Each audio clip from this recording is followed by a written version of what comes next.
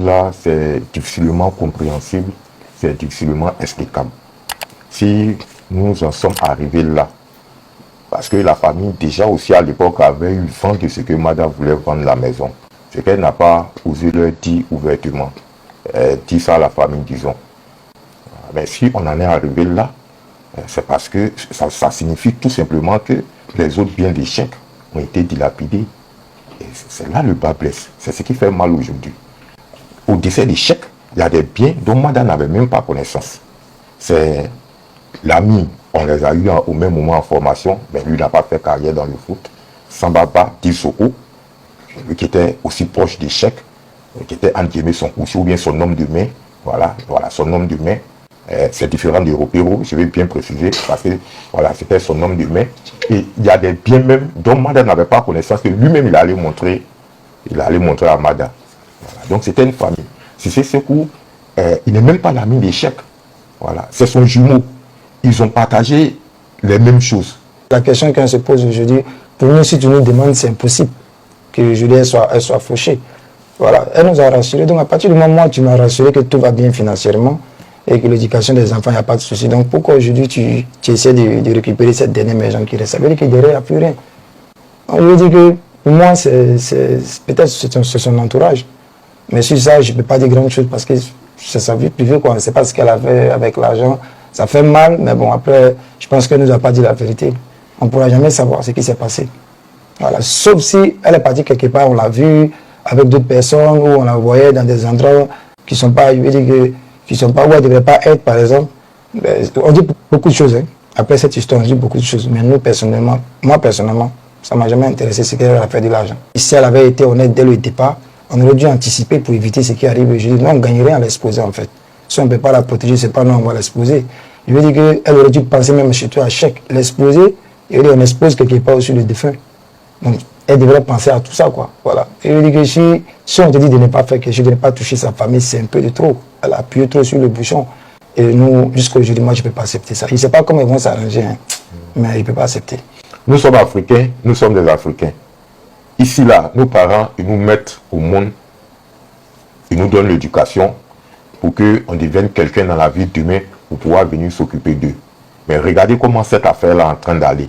C'est-à-dire que finalement, ses parents, puisque je vous disais tantôt qu'il était orphelin, il est orphelin des pères et des mères, il était orphelin des pères et des mères, ses parents n'ont pas bénéficié.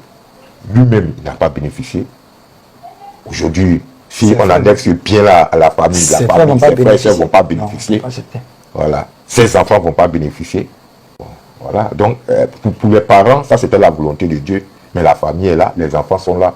Donc, je pense que Mada aurait pu bien gérer ça pour que la mémoire du chef ne se salisse pas.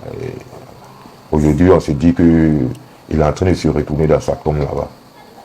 Soit on part sur la base de la loi, ça dépend si ils sont mariés en quelle année, sur quel régime aussi ils sont mariés. Maintenant, je pense que nous, on n'est pas juriste ni avocat, mais je pense que normalement, pour moi, déjà moralement, quand quelqu'un décède et à sa famille, ses enfants, pour moi, hein, logiquement, c'est bien de revenir à sa femme. Ça, c'est notre contexte. Mada, elle a reçu les biens qu'elle devrait avoir. Et je dirais même le maximum, que ce soit l'argent et les biens. Nous, on était heureux, alhamdoulilah. Mais je veux dire qu'en dehors de la loi, il y a ta moralité, il y a nos valeurs, on a nos principes. Donc, elle sait très bien que cette maison-là, elle ne devrait pas toucher la maison. Si on passe sur la loi, pour moi, elle ne devrait pas vendre cette maison. Voilà. C'est ce que je peux dire. Elle ne peut pas vendre cette maison. C'est le premier bien qu'on a eu.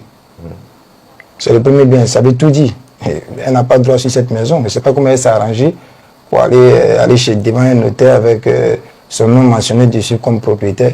Mais c'est le premier bien d'échec. Donc pour moi, c'est quasi impossible. Il faut qu'elle s'explique. Voilà. Si elle a falsifié des documents, il faut qu'elle soit honnête pour nous dire.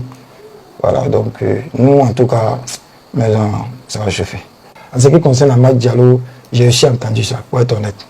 J'ai entendu, celui qui l'a accompagné là-bas, c'est un ami de Cheikh aussi, on a un ami en commun. Et je lui ai dit non, tu ne fais pas ça. Il ne faut pas ça, il ne faut pas souiller la mémoire de Cheikh, quoi. Tu ne fais pas ça. Si vraiment c'est vrai, tu ne fais pas ça. Effectivement, il m'a... C'est une information confirmée. Voilà, donc il m'a confirmé. Voilà, j'étais un peu déçu, mais je n'étais pas déçu, donc j'étais un peu déçu. Voilà, je lui ai dit non, tu ne fais pas ça. À la rigueur, même si c'était, je dis, un joueur blanc qu'on ne connaissait pas, je pouvais comprendre. Je ne me mêle pas de ses affaires, je ne lui parle pas de ça, mais tu ne fais pas ça. Quoi. Pour moi, c'était lui et moi. Mais si aujourd'hui on parle de tout ça, c'est parce qu'elle-même, elle a voulu être gourmande. Voilà, donc je veux dire, elle a appuyé un peu trop le bouchon. Donc tout ça, c'est en train de sortir aujourd'hui. Voilà, je ne sais pas qu'est-ce qui va l'amener à faire ça. Aujourd'hui même, je me pose des questions si véritablement il n'y a pas quelque chose il y a quelque chose qui ne va pas pour moi, quoi. Est-ce que véritablement c'est Mada? Est-ce que c'est Mada qu'on a connu? Je me pose pas mal de questions en fait. Malheureusement, c'était la vérité, de souci. Ah, mais j'ai pas aimé, je lui ai dit ça. Et il a compris ce que je voulais dire. Il dit non, tu ne peux pas faire ça. Ama, c'est son petit frère, il vient à peine de commencer sa carrière, tu ne veux pas l'amener là-bas, pour ça. Peut-être qu'elle t'a pas dit ce qu'elle va te faire là-bas. Mais si toi, tu me dis ça, que tu savais avant de l'envoyer là-bas. Donc, tu fais plus ça, quoi. Je n'ai pas aimé, je lui ai dit ça. Mais je n'ai jamais dit ça à madame. Voilà. Parce que c'est sa vie, donc, je n'en ai pas parlé. Si aujourd'hui on parle de ça, c'est parce qu'elle-même, elle a voulu, quelque part. Vraiment, l'affaire Cheikh Tioté prend d'autres allures. Amada Diallo a vraiment mon goût. Mada, la femme de Cheikh Tioté, suivez ce Flash Info du début jusqu'à la fin. Et je vous remercie d'avoir venu jusqu'à ce moment de la vidéo, bien sûr. Vous voyez. Bon, en tout cas, c'est fait déjà. Hein. En tout cas, Amada Diallo est en relation avec Amada. Et vous savez, c'est ce qui s'est passé réellement. Qu'on vient de vous relater.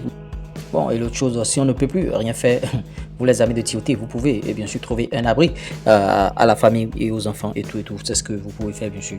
Vous voyez, quand vous pensez que bon, les enfants sont bien placés et tout, et la situation devient celui-là, c'est vraiment difficile. Les enfants de Tioté sont où actuellement? Il faut réfléchir par rapport à cette situation, et parce que c'est pas du tout bien. Et surtout, quand tu avais, et c'est fini, on te traitera de tous les noms, mais je dirais que Dieu est grand, et comme la Côte d'Ivoire est un pays béni, la Côte d'Ivoire est un pays béni et des gens sont bénis, votre famille sera élevée plus qu'avant, et aussi cela à conseiller bien sûr à tout le monde. Vous voyez, la famille de Cheikh Tioté, vivement que cette famille on retrouve un toit. C'est vrai que les procès sont là, passés par là, on dit que Mada a fui le pays et tout. En tout cas, c'est vraiment autre chose. C'était pas pour aller devenir servante qu'elle est allée bien sûr chez Amad Diallo, mais séduit bien sûr Amad Diallo. Vous voyez, elle aurait demandé un boulot de servante. Et bon, aller demander un boulot de servante pour Mada, c'est que l'argent de Cheikh Tioté a été dilapidé, tout était déjà terminé. Donc Amada Diallo a juste profité de la beauté de Mada, et voilà ce qui s'est passé réellement. Vivement que Cheikh Tioté repose en paix. Et vous voyez, donc vous avez par rapport à cette situation, on essaiera d'en débattre dans notre communauté. Quant à moi, je vous dis à tout de suite pour d'autres contenus. Ciao.